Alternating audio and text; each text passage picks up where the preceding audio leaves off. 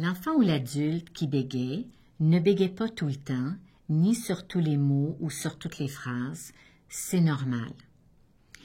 Les dysfluidités ou hésitations dans sa parole vont se retrouver surtout au début des phrases, parce qu'en effet, c'est commencer ou débuter la parole qui est difficile pour la personne.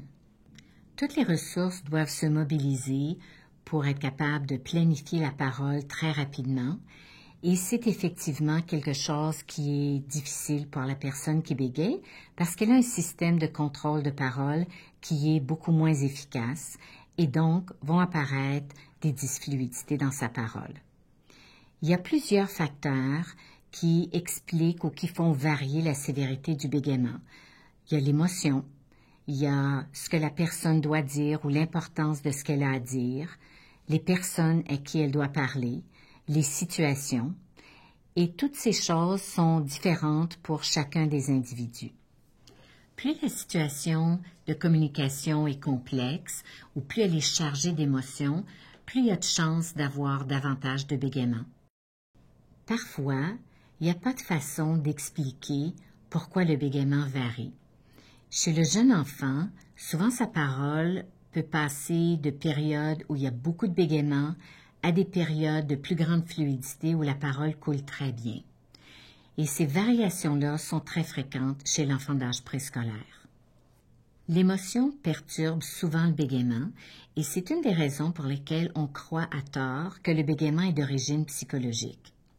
Il faut comprendre que les personnes qui bégayent n'ont pas plus d'émotions que les autres, mais comme ils ont un système de contrôle de parole qui est plus vulnérable, l'émotion va davantage déstabiliser leur parole.